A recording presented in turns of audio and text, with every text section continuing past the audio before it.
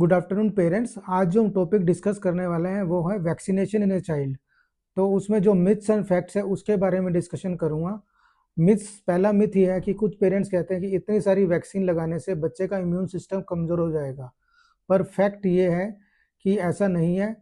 Vaccine लगाना बहुत ज़रूरी है। एज अप्रोप्रिएट वैक्सीन लगाना अकॉर्डिंग टू इम्यूनाइजेशन चार्ट, जो आपको डेट दी गई उस हिसाब से वैक्सीन लगाना ज़रूरी है, जो आपके इम्यून सिस्टम को स्ट्रॉन्ग करेगा।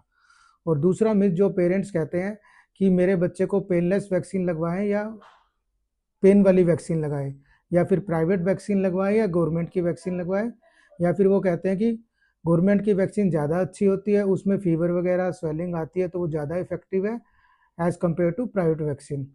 तो फैक्ट इस बारे में ये है कि जो आईएपी की गाइडलाइंस है, जो प्राइवेट वैक्सीन है, उसमें हम ए सेलुलर कंपोनेंट की वैक्सीन लगाते हैं, जिसका मेन काम है उससे फीवर व वैक्सीन साइट पे स्वेलिंग बहुत कम आती है as compare to cellular vaccine, जिसमें फीवर और स्वेलिंग आने की बहुत ज़्यादा चांसेस हैं।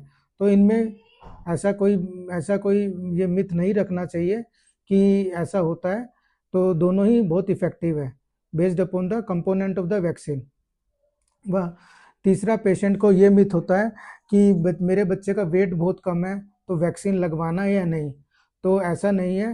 फैक्ट ये है कि अगर बच्चा आपका 2 किलो से कम है तो वैक्सीन अवॉइड करनी चाहिए, क्योंकि बच्चे का मसल मास ही बहुत कम होता है। लेकिन अगर बच्चा आपके 2 किलो से ऊपर है तो आईओपी गाइडलाइंस व डब्ल्यूएचओ गाइडलाइंस के थ्रू उसको एज स्पेसिफिक वैक्सीन लगवानी चाहिए।